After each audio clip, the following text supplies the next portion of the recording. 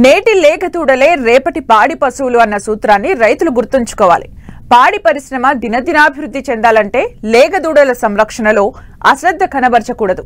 ముఖ్యంగా లేగదూడల్లో మరణాల శాతం అధికంగా ఉంటుంది. కాబట్టి దూడ పుట్టిన 3 నెలలు చేపట్టే యాజమాన్యంపైనే పాడి పరిశ్రమ అభివృద్ధి ఆధారపడి ఉంటుంది. పాల ద్వారా వచ్చే ఆదాయంతో పోలిస్తే మన దొడ్లో పుట్టిన దూడ పాడి పశువుగా ఎదిగితే వచ్చే లాభమే అధికం. మరి శీతాకాలంలో లేగదూడల సంరక్షణ ఏ విధంగా చేపట్టాలో ఇప్పుడు తెలుసుకుందాం.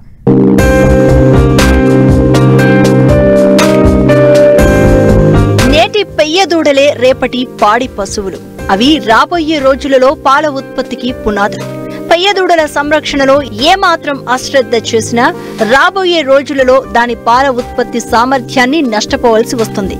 పశువుల యొక్క జీవితంలో మొదటి 3 నెలలు చాలా ముఖ్యమైనవి. ఈ కాలంలో పశువులను చాలా జాగ్రత్తగా చూసుకోవాలి. ముఖ్యంగా శీతాకాలంలో ఇంకా అవసరం. రైతులు దూడలు పుట్టిన మొదటి కొన్ని రోజులు వాటి సంరక్షణకు తగిన మెళకువలను పాటిస్తూ వాటిని జాగ్రత్తగా చూసుకోవాల్సిన అవసరం ఉంది.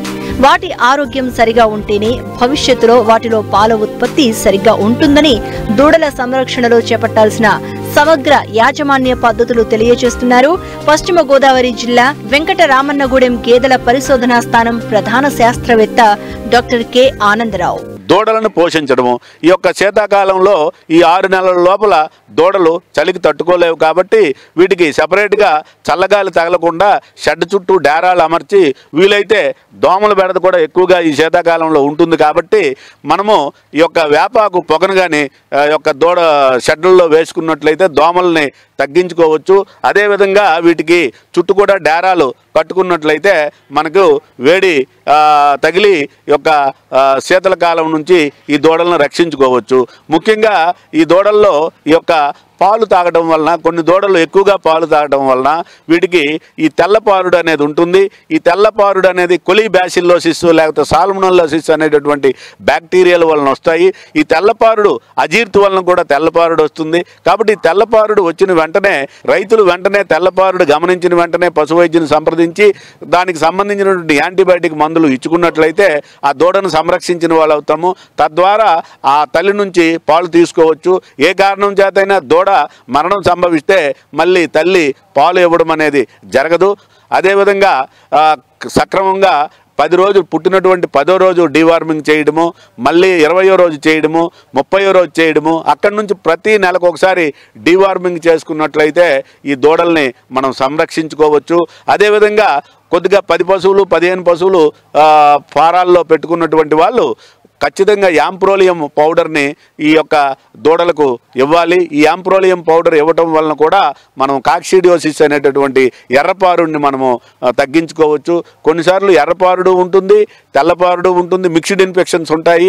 వీటి నుంచి మనం రక్షించుకోవాలంటే ఖచ్చితంగా ఈ యాంప్రోలియం పౌడర్ అనేది ఈ యొక్క దూడలకు ఇచ్చుకున్నట్లయితే ఈ దూడలను మనము సంరక్షించుకోవాల్సిన వాళ్ళం అవుతాము. 6 నెలలు దాటిన తర్వాత దూడలకు మనకు ఏ రకమైనటువంటి ఇబ్బంది కలగదు. దూడకు మనం పాలు ఇచ్చినట్లయితే అది ఆడదోడైతే అది బాగా తయారైతే దాని నుంచి మనకి సంవత్సరం లోపు 70,000 నుంచి 80,000 రూపాయలకి ఆ దూడ అమ్ముకోవచ్చు. అదేవిధంగా మగదోడైతే మనకి ఈ యొక్క బీఫ్ని బ్లాక్ గోల్డ్ అంటారు. చక్కగా మగదోడని ఒక 6 నెలలు మేపుకున్నట్లయితే చక్కగా మనం 30,000 నుంచి 40,000 50,000 రూపాయలకు కూడా మనం ఆ మగదోడని అమ్ముకోవచ్చు.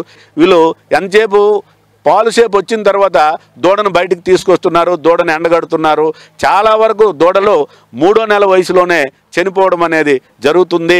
తద్వారా గేదెల్లో పాడి ఉత్పత్తి కూడా తగ్గిపోతుంది. కాబట్టి ఆడదోడైనా మగదోడైనా వాటి శరీర బరువుకి సపోజు ఒక గేదె 6 లీటర్ల పాలు ఇచ్చిందంటే రోజుకి 6 లీటర్ల పాలు ఇచ్చిందంటే ఖచ్చితంగా మనము ఆ 6 లీటర్లలో ఈ పూట 1/2 లీటరు ఆ పూట 1/2 లీటరు దూడకి విడిచిపెట్టాలి.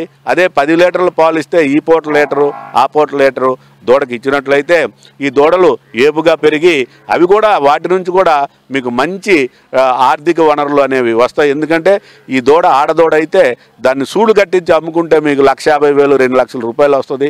మగదూడ సంవత్సరం వరకు పెంచి అమ్ముకున్నా సరే 60,000-70,000 రూపాయలు వస్తాయి. మీరు ఒకసారి వీటి యొక్క పాల ఖరీదును బట్టి మీరు లెక్కేసుకుని చూస్తే మీరు 10-15 వేలు ఖర్చు పెడితే 50-60 వేల రూపాయలు ఆదాయం అనేది ఈ దూడల వలన వస్తుంది.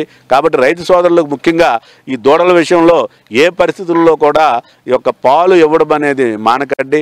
ఈ విధంగా ఈ యొక్క గేదెలను ముఖ్యంగా శీతాకాలంలో ఇప్పుడు నేను చెప్పినటువంటి సలహాలు సూచనలు అన్నీ పాటించి ప్రతి దశలో కూడా వాటిని మనము జాగ్రత్తగా సంరక్షణ చేపించినట్లయితే మనకు పాడి దిగుబడి ద్వారా, దూడల ద్వారా, అదేవిధంగా సకాలంలో పునరుత్పత్తి జరగడం ద్వారా వీటి నుంచి మనకు మంచి ఆదాయం వస్తుందని తెలియజేస్తున్నాను.